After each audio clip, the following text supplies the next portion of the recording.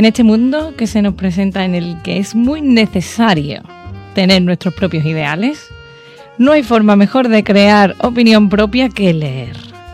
Desde este espacio os acercamos al mundo literario desde varios puntos: la creación, la inspiración, noticias literarias y curiosidades.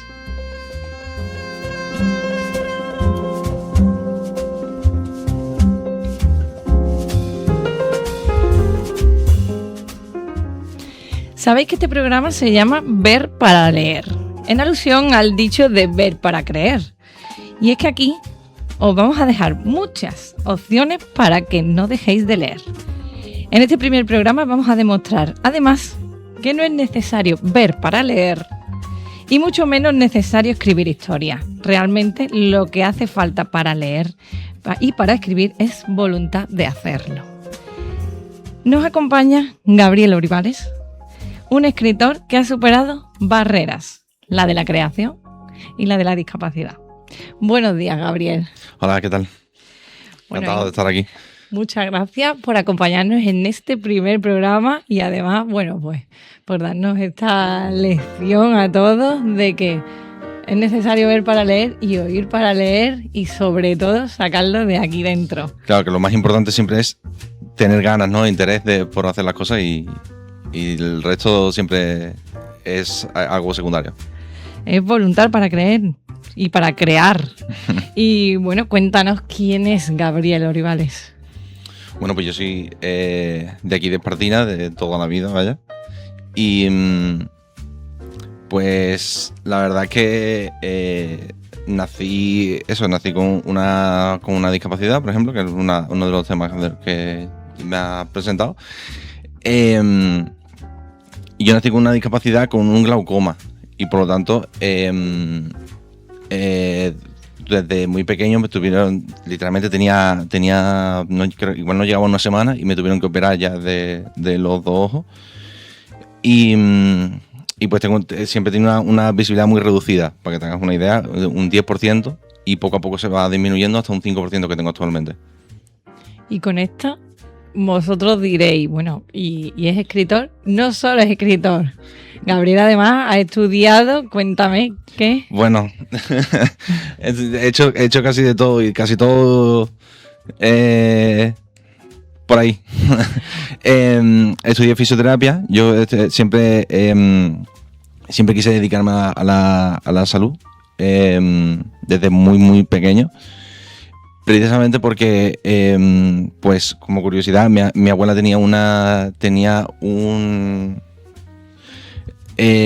tuvo un accidente cerebrovascular, vaya. Uh-huh.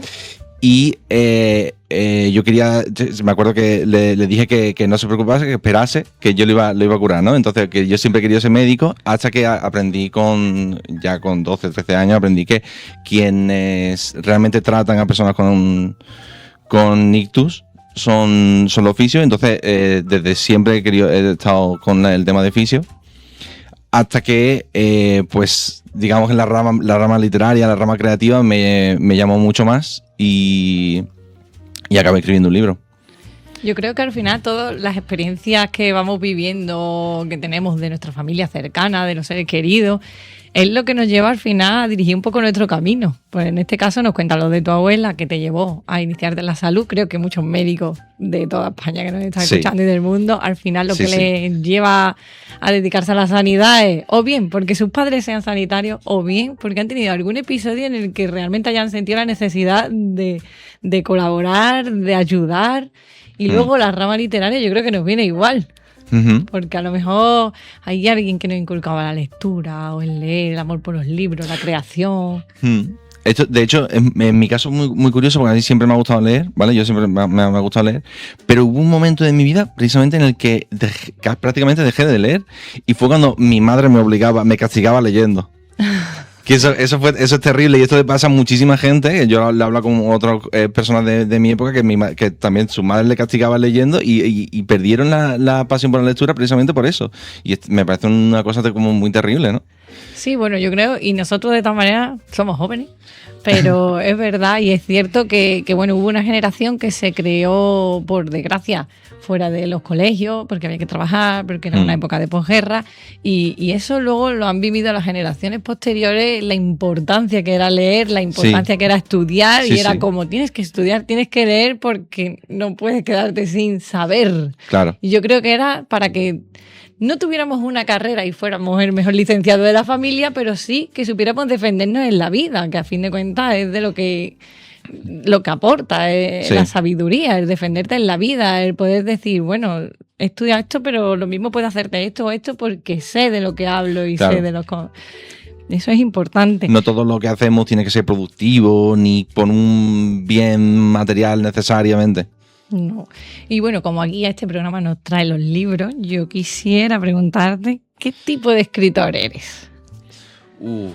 Es una pregunta difícil, pero bueno, te la voy a ir acotando y luego lo vamos ampliando. Vale, y bueno, hay dos conceptos que siempre se escuchan en el mundo literario, por si los que nos están escuchando no lo saben, y es el escritor brújula, el escritor mapa. Siempre te preguntan, ¿qué eres? Escritor brújula, mapa, combinación de ambas.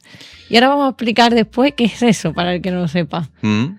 Vale, pues yo personalmente me considero una persona, siempre me he considerado por ese background, digamos, científico de la fisioterapia, etcétera, etcétera, siempre me he considerado una persona muy científica, muy de ponerme a estudiar cómo funcionan las cosas, y mi literatura también es así, también es muy de manual, yo le suelo decir, ¿no?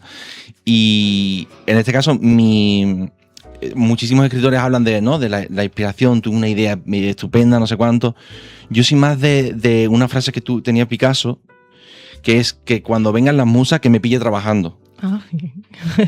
Y entonces siempre yo he intentado hacer mi trabajo, incluso si el trabajo estaba mal, incluso si lo que estaba escribiendo estaba claramente mal, yo tiraba para adelante y ya se corregirá.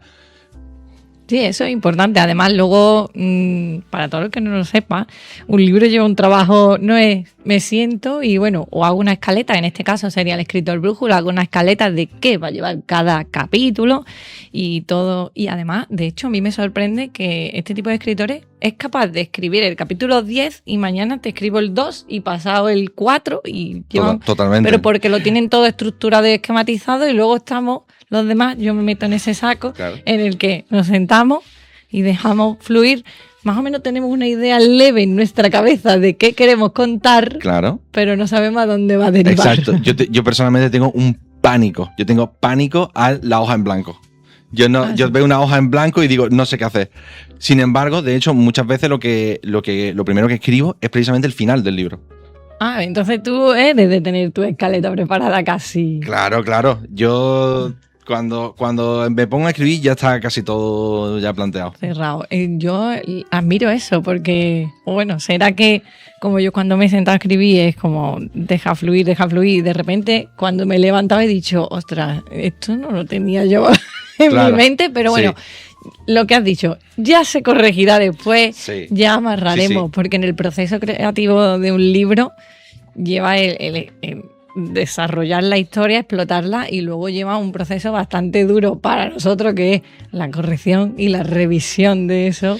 Claro, en tu caso, por ejemplo, las revisiones son mucho más duras, porque no tienes que has ido fluyendo de un sitio para otro, igual te ha llevado un personaje de aquí para allá y tienes que enderezarlo un poco. Ahí está. En mi caso no, en mi caso las correcciones son mucho más de esto, porque yo ya tenía una plantilla. Bueno, y hablando entonces de literatura y demás, ¿qué género literario es el que más te gusta escribir? Tienes publicado una novela, pero aparte sé que haces más cosas y tienes más cosas publicadas, pero bueno, esa novela, háblanos de ella. Bueno, pues la novela se llama Sacramento, ¿no? Y es que hay otro, que por cierto lo digo porque hay otro Sacramento de otra persona. Y siempre muchas veces en Amazon y cosas así aparece primero la otra. No, pues Sacramento, de Gabriel Olivares, además publicado con la editorial Caligrama, que es una editorial de autopublicación, además tiene su sede en Sevilla. Y bueno, también tiene unos premios importantes. Caligrama, bueno, vemos que es un libro además en el que te has explayado, que tiene su grosor, ¿eh? Pues esto es muy interesante porque en realidad, o sea, no lo he dicho, pero el género es fantasía épica. Y en realidad esto es un libro relativamente cortito para la fantasía épica. Sí, sí, eso sí es verdad. ¿Vale? O sea, los libros de fantasía épica, las 500 páginas son muy fáciles de pillarlas. Y incluso tienes ahí, pues, eso, los de, por ejemplo, el archivo de la tormenta, que son 1200, 1300 páginas todo el rato. O sea que este es relativamente cortito y de hecho se lee muy rápido. Fantasía épica, estilo Brandon Sanderson, digamos, sí, son de los más conocidos, los autores más conocidos. Tenemos ese ave fénix, ¿no? Podríamos decir en la portada. Y a mí el título me gusta.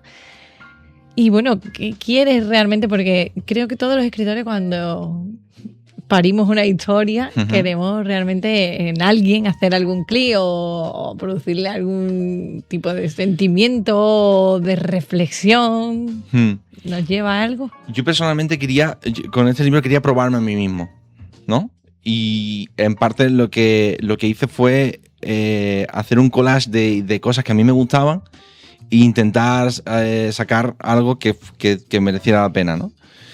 Y en este caso, por ejemplo, al hacer fantasía épica, el sistema de magia, porque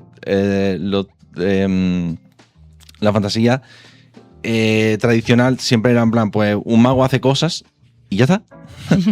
Y los sistemas de magia modernos se basan mucho más en la ciencia. En este caso, por ejemplo, la magia son los 4 elementos aristotélicos clásicos, es decir, el agua, el viento, la tierra, el fuego. En este caso, la protagonista, pues, representa como un fénix y, por lo tanto, maneja el fuego. Y en este caso, por ejemplo, en lugar no es solo que pueda acabar tirando llamas, ya te digo yo que eso no tendría demasiada gracia, sino que precisamente utiliza, la gracia del sistema de magia es que utiliza elementos muy concretos de la fisonomía, por ejemplo, humana. En este caso, para utilizar magia, tienes que tener un latido, un ritmo cardíaco alto. Si tu ritmo cardíaco no es alto, no utilizas mucha magia. Ahí es donde viene la parte científica de tu libro. Exacto. Eso está bien porque además todas las personas que hayan estudiado un poco de ciencia se van a reconocer ahí elementos, y el que no, como yo siempre digo, va a aprender, que es lo que a mí me gusta más de las lecturas, que aunque sea una historia de fantasía o una novela negra, al final siempre tiene un mínimo de aprendizaje en el texto. Me gusta. Mira, antes hemos hablado de la discapacidad y bueno, la discapacidad visual en este caso que tiene, y muchas personas estarán diciendo, bueno, ¿y cómo es el proceso de escribir un libro y de enfrentarse a todo esto? A mí me gustaría que nos contaras un poco tu experiencia, pero más que nada por si hay al otro lado alguna persona que se esté viendo en esta situación, que pueda ver que hoy en día, si quieres, puedes conseguirlo, aunque sea saltando esas barreras. Precisamente mi mensaje sería que si tienes algún tipo de discapacidad, prácticamente la que sea, y quieres escribir un libro, hazlo, porque no hay ningún problema. Literalmente, o sea, durante la historia hay famosos escritores que han sido o ciegos o prácticamente ciegos. Tenemos además autores muy famosos, como muy famosos, José Luis Borges, o inclusive Benito Pérez Galdós, que las últimas novelas se las dictaba, porque claro, no había la tecnología a lo mejor que tenemos hoy en día, que nos permita a lo mejor, pues, con un ordenador y exacto. Dale. Y hoy en día con los lectores de pantalla no tienes que dictar ya prácticamente, o sea, tú se lo puedes dictar a una máquina, la máquina lo escribe, lo corrige, te lo lee, lo vuelves a corregir, puedes hacer tú solo ya hoy en día. Entonces, mi recomendación es hazlo porque te va a sentar bien. Y yo siempre digo que escribir es muy bueno, incluso si después no publicas nada, da igual. Sí, eso no importa. Lo he escuchado ya muchas veces que dice que sirve de terapia, porque a fin de cuentas es un proceso de exorcizarnos a nosotros mismos, de sacar lo que a lo mejor con palabras no podemos decir, y un día nos sentamos en nuestra soledad de nuestro ordenador o el boli, lo que cada uno quiera coger, claro, y explotamos ahí de la manera que sea, ¿no? En este caso, pues está muy bien. Además, aprovecho para contar que aparte de la novela, Gabriel tiene publicado un relato y además fue premiado, ¿no? Efectivamente. Pues sí, verás, la 11, ¿vale? Yo soy afiliado a la 11 desde siempre. Y la 11 todos los años, por septiembre, una cosa así, suele sacar un concurso que se llama Zona Creativa. Y dentro de ese concurso está el relato al que yo me presenté, pero hay desde artículos periodísticos, obras arquitectónicas relativamente pequeñas, porque tampoco puede presentar cosas muy grandes, o pintura, lo que es. Hay un montón de apartados distintos. Y yo me presenté al relato porque, total, en plan, tenía un par de historias por ahí y digo, mira, pues voy a mezclarlas, y es lo que hice. Yo estoy escribiendo, de las cosas que estoy escribiendo es precisamente una cosa muy cruda, ¿vale? Aquí ya menos risa, pero estoy escribiendo un relato sobre historias de personas reales que han tenido que vivir lo que es el horror de Gaza. Y precisamente me presenté con un relato que mezcla 3 historias que aparecen en este libro. Lo mezclé para meterlo en uno y efectivamente gané el segundo premio. Estupendo. Además, desde aquí aprovecho, por si nos está escuchando algún escritor o proyecto de escritor, que muchos yo creo que nos cuesta considerarnos, que hay una página web que se llama guiadeconcurso.com, donde se publican a diario todos los concursos que existen en España a nivel literario. Ahora hay vigente además uno de la UNED, hay uno del Ayuntamiento de Plasencia, que es bastante interesante, sí. Y hay también uno de cara al 8 de marzo en el Ayuntamiento de Gerena, que nos coge aquí cerquita, si hay que recoger el premio, que además va dedicado a la mujer en este caso, son de un concurso de relatos cortos, y hay concursos bastante interesantes que yo creo que también a veces sirven para dar ese impulso a cualquiera que a lo mejor no se lo crea, pero seguramente se ha sentado alguna tarde a escribir algo y diga, venga, pues lo mando. Sí. Y a lo mejor es un reconocimiento. Aquí en Sevilla también hay uno que suele hacer el Ateneo también hace uno importante. Sí. Y muchos, no todos, pero muchos son en plan, tú puedes enviar el relato corto de forma gratuita, simplemente lo envías un mail y ya está. O sea, no hay... Sí, de hecho todos los que os he comentado son de forma gratuita. Sí. El que hay vigente ahora mismo en la UNED es bastante interesante, es de relato corto, de unas 100 páginas, de unas 100 palabras, perdón, y además... eso es micro relato ya, directamente. Micro relato. Uh-huh. Es la dificultad también, ¿eh? Sí, yo hice uno de esos también, me presenté, que era un poco una tontería, pero por Navidad, y de verdad que este tipo de cosas simplemente tú te presentas y ya está. Sí, además es crearse un poco reto, porque es lo que hemos dicho, es muy difícil a veces crear una historia que tenga un principio y un medio que te enganche y un final que haga ¡pum! Porque con tiene solo que 100 palabras. Yo llegué a participar en uno que era literalmente un tweet. Era por Twitter, sí. y era literalmente un tweet.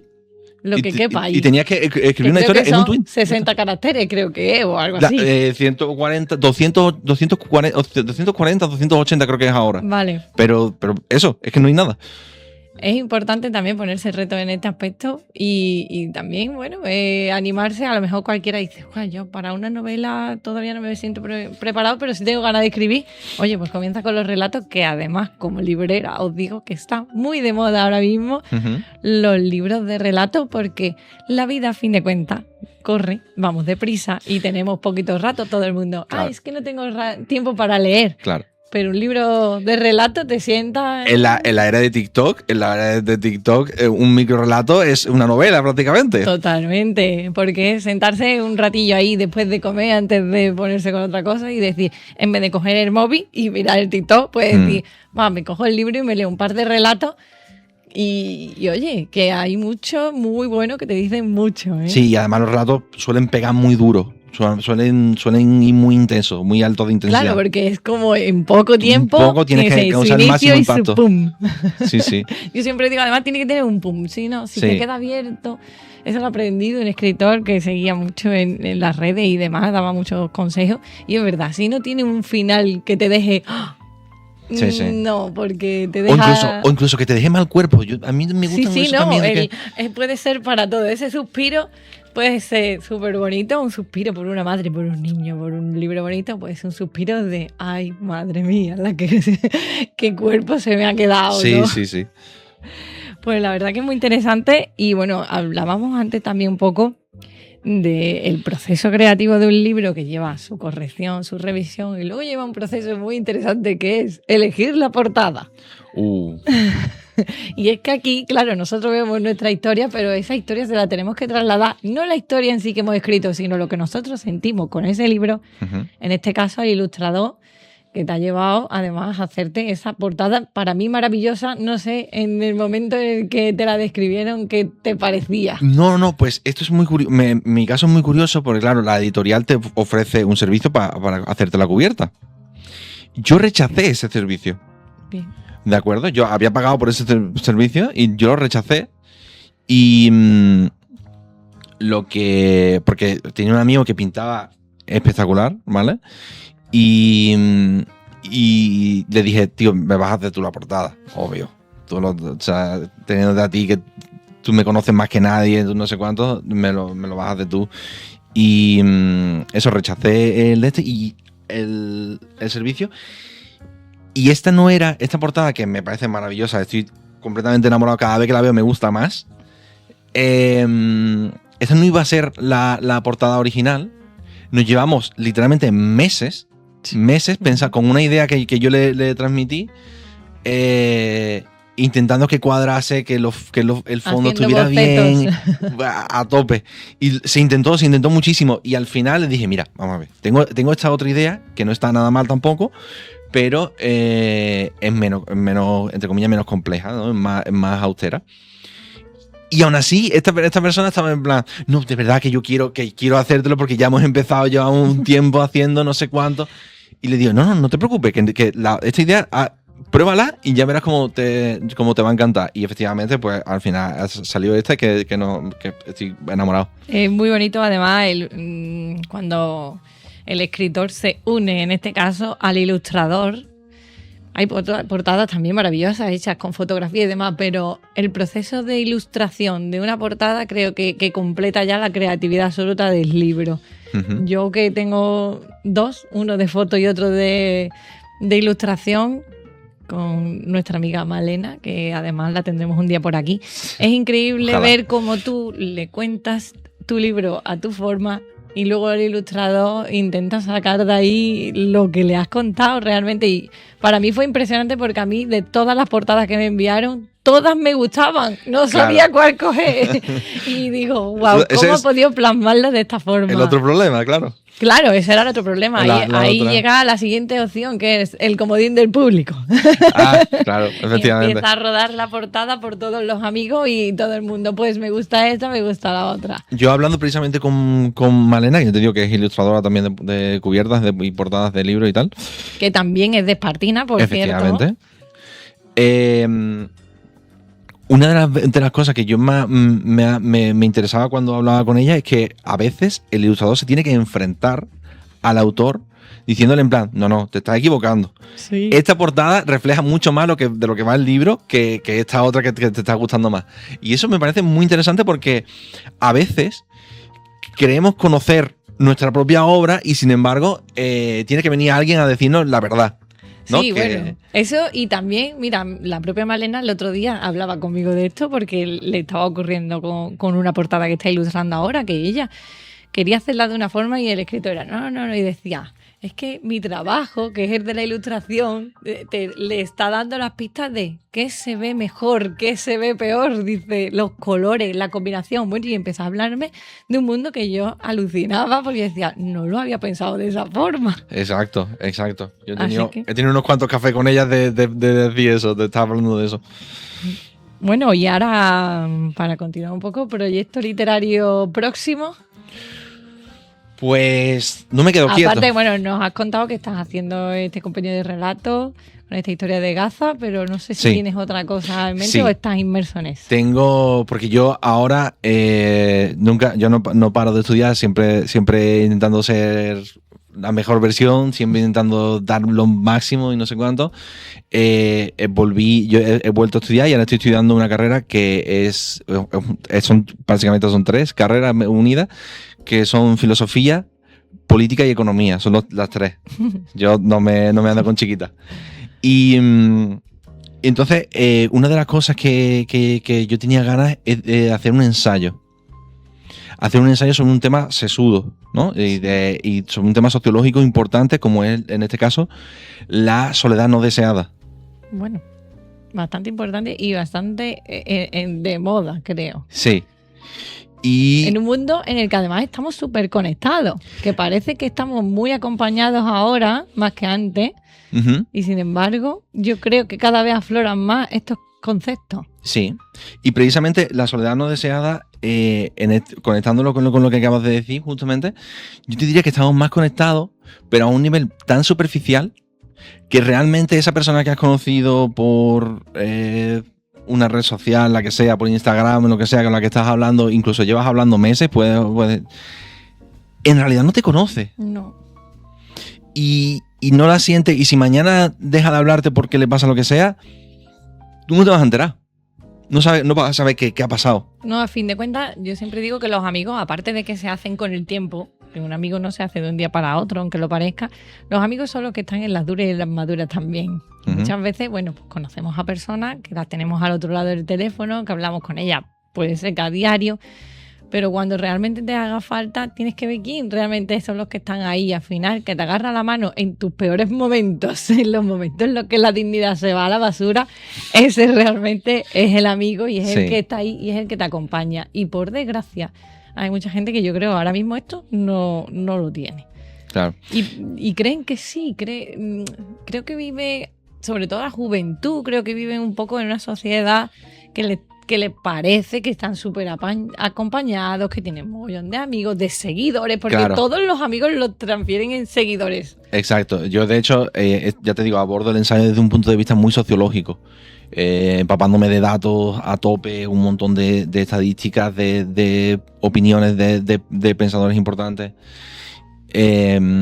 Y una de las cosas clave es que cuando una persona tiene soledad no deseada, en la mayoría de los casos, o sea, no en la mayoría de los casos, porque la mayoría de los casos de soledad no deseada son precisamente personas mayores que se les ha muerto, son ya viudos o sus amigos han muerto, eso es un problema muy grave. Pero precisamente yo en el ensayo lo enfoco a personas jóvenes. En plan, como una persona, como una juventud que precisamente se debería de estar mucho más viva y conectada y socializar más que nunca. ¿Cómo puede ser que estemos tan separados? Y yo precisamente lo viví en mis carnes. Yo lo cuento que yo en el instituto me sentía solo y precisamente era la entrada del instituto, cuando todo el mundo está esperando que abran las puertas porque llegabas antes. Ese momento en el que todo el mundo estaba charlando y yo no, era el momento en el que yo más solo me sentía, precisamente cuando más rodeado de gente estaba. Sí, es cierto, y ocurre. Y bueno, yo voy a tirar ahí una lanza. Yo fui una de las personas, recuerdo, es que has estado mencionando ese instante de entrar al instituto, que yo también lo tuve. Claro. Cuando yo estudié. Además, yo estudié en Ubrique, en el Instituto de las Cumbres, y había un chico que estaba siempre en una esquina con su mochila colgada y no hablaba con nadie. Hasta que un día dijo, bueno, me voy a acercar a esta persona porque no sé por qué está aquí. Venía solo de su pueblo y bueno, pues hoy en día es mi marido. Claro. Pero no me lo esperaba, pero me acerqué porque me parecía curioso como una persona que aparentemente era tan normal como los que estábamos allí, pues estuviera allí solo. Yo siempre digo que las personas calladas es porque tienen mucho que decir, pero se lo guardan. Sí. Entonces, son muy interesantes. Si veis a una persona que está como muy callada, de verdad, habladle. Tiene un montón de cosas que contaros. Sí, además hablarle porque a lo mejor hay algo que la esté llevando a estar ahí. Puede ser una situación, un cambio de amistades, una situación a lo mejor dura en su casa que le haya llevado a encerrarse un poco en sí mismo y al final pues sale de ahí. Así que me encanta que en este programa, aparte del libro, hablemos de estas cosas. Hablemos de todo, claro que sí. Hablemos de estas cosas tan interesantes. Sí. Bueno, yo además me gustaría meter en este tipo de programa curiosidades literarias. Y en este caso, hoy traigo una palabra. Una palabra porque el diccionario español creo que es de los más amplios del mundo. Y bueno, pues traigo una palabra que es serendipia. Creo que mucha gente la ha escuchado porque alguna marca la ha cogido como marca, en este caso, serendipia, pero mucha gente a lo mejor no sabe lo que significa. Y bueno, pues a mí, como primer palabra que vamos a desvelar o vamos a desmembrar en este primer programa, me ha gustado coger esta palabra y que significa el hallazgo inesperado y afortunado que se produce cuando se está buscando algo diferente a lo encontrado. Creo que resume hoy tal todo. Cual. Es este programa, vaya. Serendipia es este programa. Así que pues mira, no viene mal hablar de palabras, os traeré más, hay palabras muy curiosas, pero bueno, mira, ha sido increíble haber cogido esta palabra, traerla hoy, por conocerte a ti, por conocer talento, por conocer cómo las barreras no existen si queremos superarlas, y además también yo creo que nos hace mejores tener barreras y tener obstáculos, porque es lo que has dicho antes, busco mi mejor versión. Sí. Has dicho de ti antes, estudio porque estoy buscando mi mejor versión. Creo que somos los más exigentes con nosotros mismos, también somos los más malos con nosotros mismos algunas veces. Guau, es terrible. Había una frase, precisamente hablando de escritura, de una escritora que me encanta a mí, se llama Mary Robinette Kowal, y ella dice que ser escritor es siempre buscar el 10 y aprender a conformarse con un 7 o un 8. Ah, bien. Mira. No está mal. Yo siempre digo que somos nuestros peores enemigos. Es terrible. Y podríamos escribir un libro de novela negra o fantástica épica siendo nosotros mismos el peor enemigo. Una novela negra con las cosas que le querríamos hacer a nuestros libros a veces. Sí, totalmente, totalmente. Bueno, pues creo que hasta aquí vamos a dar por concluida nuestra mañana literaria. Nos despedimos con Alejandro Fidalgo a los mandos de hoy de Radio Espartina. Gabriel, encantada de haberte conocido. Igualmente. Tienes las puertas de la fábula abiertas para hablarnos de libros, todo lo que quieras. Muchas gracias. Y bueno, pues hoy nuestro apartado de literario acaba por hoy, así que os deseo desde aquí muy buen día y aprovecho además este ratito para mandar un abrazo muy fuerte a todas las personas que están siendo afectadas por estas lluvias en Andalucía, sobre todo a mi tierra, la Sierra de Cádiz. Ánimo que el agua se irá y el sol vendrá. Así que bueno, pues un abrazo a todos desde aquí. Muchas gracias.